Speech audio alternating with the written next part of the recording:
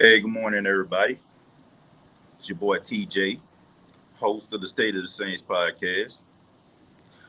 And just wanted to make this quick video, and I do mean super quick, okay, because today is my 1 year wedding anniversary.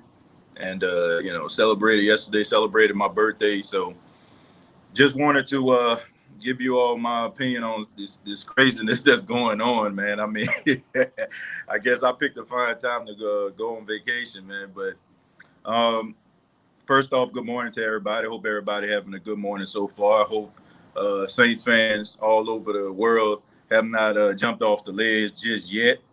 Um, this whole Michael Thomas situation is just absolutely crazy. I mean, it's absolutely insane. We find out from an article from Jeff Duncan that he'd been ducking and dodging Saints phone calls for 3 months. Sean Payton tried to call him. Medical staff personnel tried to call him. They even suggested that he was to get surgery in the off season. He decided to go get a second opinion and try the rehab process. And now, as of this morning, around 6 Central Standard Time, Michael Thomas put out a tweet talking about how organization trying to damage your reputation. I'm gonna say this, man. I'm a firm believer in cheering for the organization first, because we know that the NFL and how it works is that players are interchangeable. They're exchangeable. Excuse me. We know that they come and they go, and we as fans we rely on the organization to put the best pieces in place in order for the team to be successful. Um, but at the same time, I think sometimes we're a little bit too hard on players, and we don't never really look at the organization, and we never just come to grips as to why players spaz out the way that they do on organizations. Um, we always quick to count somebody money. When it comes to them complaining about anything, we're like, well, what I'm saying, you're making this amount of money. Why are you complaining? What this and that going on? You got this working in your favor. Why are you complaining? But I want to take y'all back, and if you haven't checked out the interview that I did with Dr. Morse, the orthopedic surgeon, and also the physical therapy doctor, I encourage you to go check that out, because I had him on the show, and I want to say midway through this interview, he really talks about how these organizations do these players, like how they do everything that they can to try to put the players back on the field and their organization people first before they actually look at these players. And they don't follow these players throughout the duration of their lives. They just tape these guys up and want them to get back on the field. I don't blame Michael Thomas for going out there and getting a second opinion. I don't blame him for doing that, because I do feel like these doctors don't have those players' best interests at heart. I mean, we seen the same situation with Delvin Breaux, unless we wanted to ignore that. The fact that Delvin Breaux was saying that he couldn't run on his leg, and they even had the organization out there making it seem like this dude was quitting on the team, but it turns out that his leg was broken, and the Saints had to end up firing the doctor, right? But you don't think that Michael Thomas actually seen that situation? You don't think Michael Thomas realized that the New Orleans Saints organization may not have his best interest at heart, and maybe Michael Thomas wanted to go out here and perform, at a high level, so he wanted to get a second opinion. And for all those people out there that's talking about this man being selfish and everything like that, I want to take y'all back to the fact that this man came back much earlier than he was supposed to on that ankle. And the fact that he came back and he played a few games just to be a decoy, just so the Saints can go out there and perform, tells me that this guy is not a selfish player, because he played maybe 3 or 4 games and he went to Sean Payton and said, okay, guys, I think I'm just going to shut it down and we'll try to do it again during the playoffs.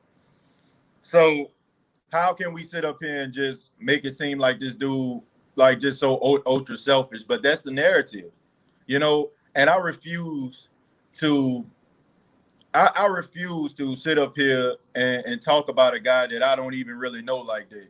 I mean, we read articles all the time and we allow those articles to warp our judgment about a player.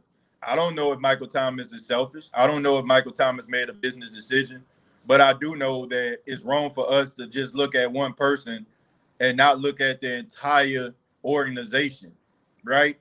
I mean, we never do that as fans. Like, seriously, we never look at the organization because we believe that the organization always has the player's best interest at heart, but that's not the reality. Like, how many movies have we seen, like when the NFL doctors and stuff like that, and how they treat some of these players? Look, I fail to believe that a guy like Michael Thomas, who is on the trajectory to make the Hall of Fame and to be one of the greatest wide receivers to ever put on a Saints uniform, a guy that get the majority of the passes thrown his way, and a guy that's an NFL record breaker would turn around and just say, "Man, I don't want to play anymore." Like I just don't believe that. Look, I'm reserving my judgment till all the facts come out.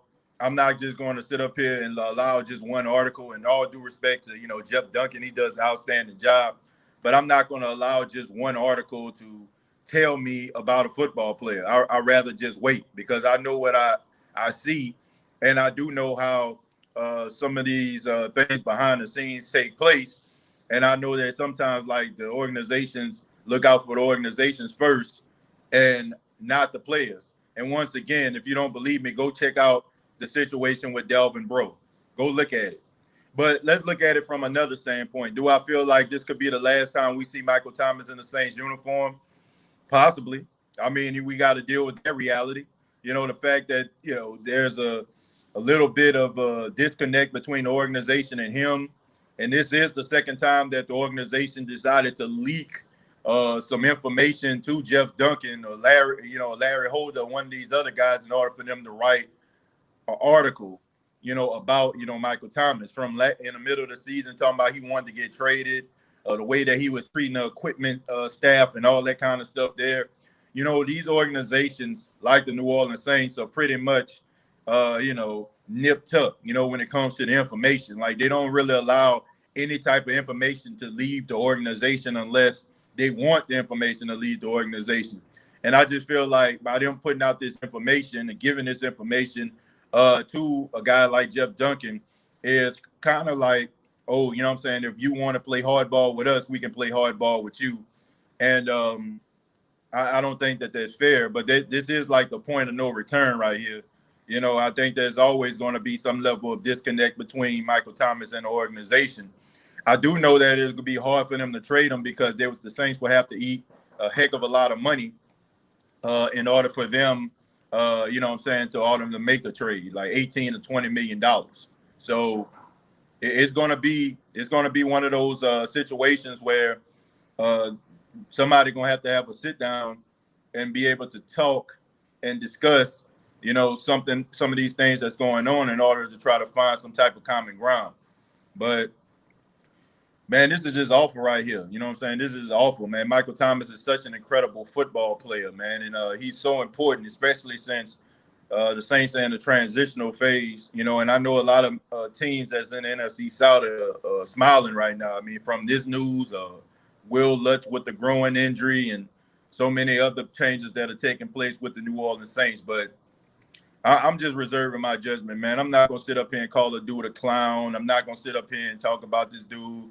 I hate this dude and all that kind of stuff because you didn't have that energy when he was catching passes against the Los Angeles Rams in order for the Saints to win that game and get that number one seed. You wasn't, saying that same type of stuff when this man was catching 149 catches. You may not agree with what the dude is doing, or maybe you have your reservations about it, but at the same time, I'm not going to sit up here and just completely dismiss this dude and his talents and his ability just because he's doing something that I don't like. I'm sorry. I'm all about the organization, but I don't know what's going on. And I don't think all the time these articles tell us the whole entire story. I know that teams are going to do what's best for the team. They're going to do what's best for them. We see some of the best players in franchise history get traded all the time. They get released all the time. These teams are going to do what's best for the team, right? And when we look at certain situations, maybe like when it comes to like the Anthony Davis situation when he wanted out, and we look at LeBron when he wants out. Now all of a sudden, like we connect all of these situations to one particular instant, and that's not always the case. So I'm not giving up on this dude, man. And honestly, I might, you know what I'm saying, ruffle a few feathers for some of you Saints fans, but that goes to show you how fickle some of y'all are. You know, y'all willing to celebrate and cheer for a dude all day long, like when he doing something that y'all like, but then all of a sudden the guy decides to do something for himself, and all of a sudden he's selfish, and I don't want to root for him no more. But I'm never going to stop, you know what I'm saying, cheering for this guy, rather he's a New Orleans Saint or not. The dude is like a really talented football player. And you ever just wonder to yourself, like, why is it that a guy that makes this type of money all of a sudden just gets angry at a team? Like, you ever just think about possibly what the team is doing? But I mean, we really have to look at every situation for, you know, from all different angles. If you don't, man, then you're doing a disservice to yourself, and you're not really trying to find out what the heck is going on. But it's going to take some time in order for the organization, the Saints organization, and Michael Thomas, in order to find some type of common ground, because between those stories in the middle of the season when he got sent home and now, it's going to be rough, man, in order for them to try to get back. And we all know that the Saints don't really like defiant players. You know, we seen when Brandon Cooks got upset when the Saints played the Rams and they blew him out and he didn't have a catch, and he went to his agent and his agent requested trade. We seen when Akeem Hicks actually said some stuff about the defense, the way they were playing during the time when he was a Saint. He ended up getting traded to the Patriots. We seen when Kenny Vaccaro had some things to say, he ended up getting benched. So we know that the New Orleans Saints don't like when players are defiant. But I guess it all depends on like who was in the right and who was in the wrong. Now, like I said, it's going to take some time in order for this organization and Michael Thomas to get back on the same page. I'll read a few comments and then I'm going to go ahead and go. Let's see. Exactly. Saints fans can be the worst, throwing these guys under the bus for the slightest of things, then want to scream and shout when they win and score touchdowns. Fair weather fans. I don't even want to say that they fair weather fans. A lot of them, you know what I'm saying? I just feel like their organization first, which you should be. But I just think that people just look at the organization and they look at the organization being beyond reproach. And they just think that anything that goes wrong is the player's fault. And like I said, man, we count people ends, and we just think that because they're making so much money that they shouldn't have anything to complain about. How many times have you went on your job and you got a good job and you're making a lot of money, but there's some things that's going on at your job that you don't like? Does that mean that you're selfish because you don't like the way that things are going? Or does that mean that you're selfish that you feel like some things need to change, or you're looking at another job possibly because you're not liking the way things are going? See, we put these guys on a high pedestal because they're in a different tax bracket than us, but they're still humans. You know what I'm saying? Their money is just a little bit longer than some of us, but at the same time, like, we go through the same situations in our everyday life. So that's one of the main reasons why I'm just not going to just throw this guy under the bus. And I don't feel like anybody should, but there are some Saints fans out there that do that. They did it with Alvin Kamara a couple of years ago. Everybody was just so adamant about him not being the same player as he once was, you know what I mean, because Mark Ingram wasn't here and they was doing press conferences together. Like, think about how crazy that sounds. Like, because he's not doing a press conference with Mark Ingram is the reason why his production failed. Not realizing that the dude was dealing with knee and ankle injuries all season long. And then the next season, he had one of the best seasons of his career. Now, all of a sudden, like, he just the best thing since sliced toast bread. Like, that's one of the main reasons why we have to reserve our judgment till all the facts come out. Because some of these situations that come out can be resolved with just a matter of communication. Or if they can't, maybe, it's time for the player to leave. But we have to wait and see. And even if this guy was to leave and go to another organization, like, I'm not going to forget about what this guy did in the Saints uniform. Like, that's just like with Reggie Bush. Reggie Bush gave us some good moments in the Saints uniform. Doesn't change that he went to Miami and went to Detroit or any other team. So I appreciate what this dude has contributed. If this is his last time in the Saints uniform, I'm just not going to throw this guy under the bus because some articles come out that put him in a negative light. That's just not how I'm a roll. TJ, you think Mike T wants out because Breeze is gone? No, I don't. I really don't. I think that this guy loves the Saints organization. I really do. I think he loves his teammates, but I do understand the way that business works sometimes. You know, it's like things happen. I don't think it has anything to do with Drew Brees at all. I really don't. I think it has a lot to do with the fact that this team isn't seeing eye to eye with him. So that's just the way that it go. And also I just think that it had a lot to do. I think I want to go back to maybe a tweet. Maybe he deleted it, but it was like a couple. It was a couple years ago, or maybe a couple months ago. I can't remember. Michael Thomas, when he was talking about, my body is important to me. It's the way that I make my money. It was something in the borderlines of that. And he was like, man, I got to do what's best for me. And this was before like any of this stuff came out. And who knows? Like, and this guy is really observant. So looking at that situation that went down with Delvin Breaux, who knows, man? Like, would you trust the Saints organization to put the best doctors in place after they basically, man, they basically blackballed this dude, man, make this dude look like he was just soft and he didn't want to play, and I never really seen the Saints organization come out and have a press conference and apologize to Delvin Breaux. Now, there was a settlement in court, that he got a certain amount of money in a settlement, but like I ain't hear the Saints organization come out here and say, man, I'm so sorry to Delvin Breaux. We apologize. We put, we didn't put your well-being, as a top priority. I didn't see that. I seen them, paying this man, under the table, and a few articles came out that just slowly like just withered away. I mean, I think that's a big issue, right? A guy, you know what I'm saying, like that's a professional football player, leg is broke, and the team doesn't diagnose it, and the organization, they walking around and stuff like that, looking past them, chuckling and making fun of him and stuff like that, like he just phoning it in. Like, I don't know, man. Like, I think we need to pay attention to stuff like that. I mean, I maybe y'all seen it. I didn't see no press conference where the team physicians or the Saints organization came out and said, man, we apologize to Delvin Breaux for misdiagnosing this guy, could have put this guy back and put him into harm's way.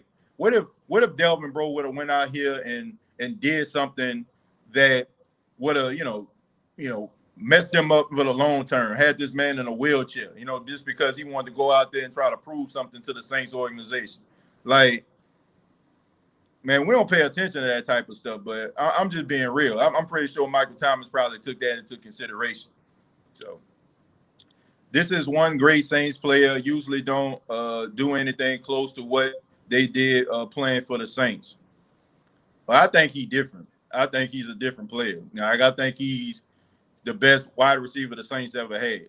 Like, seriously, like this guy is like really, really good.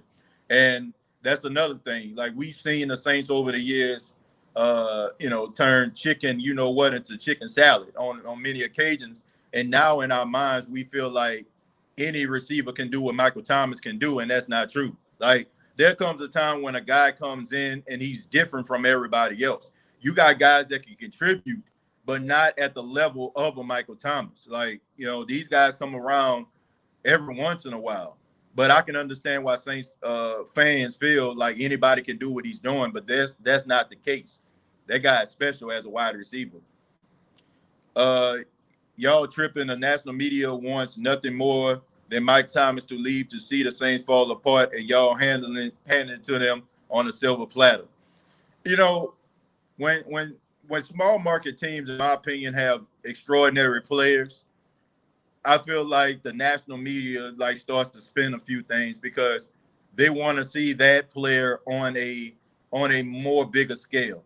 Like they like to see some of those players like perform at a high level on a different team. Like I look at like some of the top running backs in football, right? I look at like Alvin Kamara. I feel like Alvin Kamara to me is the best overall running back in the NFL. But I think that his number drops because he plays for the Saints. If Alvin Kamara was a running back for the Philadelphia Eagles, I guarantee you he'll be the number one running back in the league. Because I feel like that's how the national media works. The national media loves certain teams because certain teams generate certain ratings. I don't want anybody to get it twisted. It's about ratings at the end of the day. It's about ratings. It's about what team is drawing more attention to the product. So that's the reason why you're always hearing about the Cowboys front and center. That's why you're always hearing about the Steelers front and center. That's why you're always hearing about certain players like Patrick Mahomes and Aaron Rodgers at front and center, because at the end of the day, they may put it and ball it up and try to make it seem like it's a big sports news ball, but in reality, it's about ratings. And they're going to do whatever they have to do.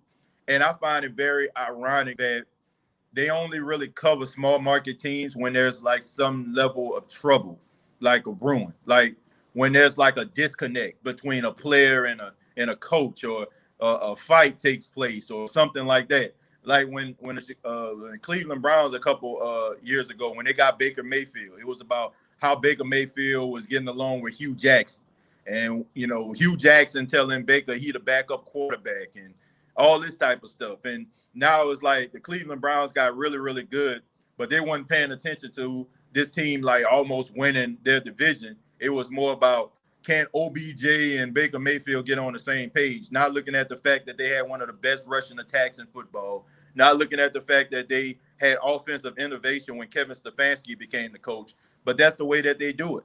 They're going to continue to put this negativity out here.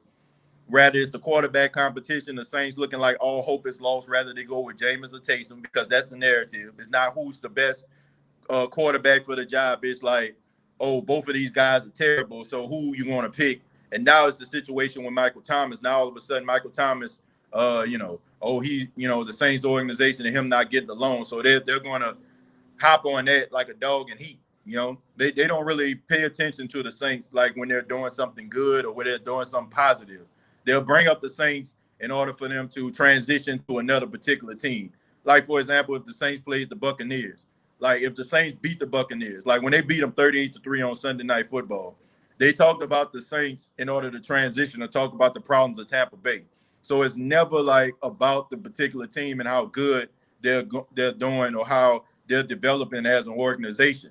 And now it just seems like the Saints are falling on hard times. The narrative is the Saints used to be the team that used to have the bags over their heads. So now they're going back to that. So that's the narrative of the Saints. And now they feel like it's going back to those times. Now all of a sudden we're going to cover that, because in reality, that's who the Saints that I grew up knowing. That's the nostalgia of the New Orleans Saints. That's the stigma of the Saints. So if they're falling back into obscurity, we're going to cover that. That's just the way I feel. But I'm looking forward to seeing what's going to happen with Michael Thomas. Will the Saints possibly bring another wide receiver in? Who knows? I just hope that the Saints organization and Michael Thomas get on the same page, because we need this guy. We really do. And, a lot of money is going to be lost if the Saints end up, losing Michael Thomas. I mean, he has a lot of money, if if the Saints decide to trade him. So I don't think that's the case. Hopefully he can get back on the field, man, and be the Michael Thomas that we all know and love. And I'm not giving up on Michael Thomas, and I don't think you should either. I'm not throwing in the towel on the Saints organization either. I got love for both parties, so hopefully they can get it together. But thank y'all so much, man. Let me go ahead and get up out of here. Enjoy the rest of my day. I hope you enjoy the rest of your day. And, man, much love to y'all. Don't jump off the cliff. Let's just reserve our judgment till all the facts come out. And y'all take care, okay? Till next time, all I got to say is, who dat?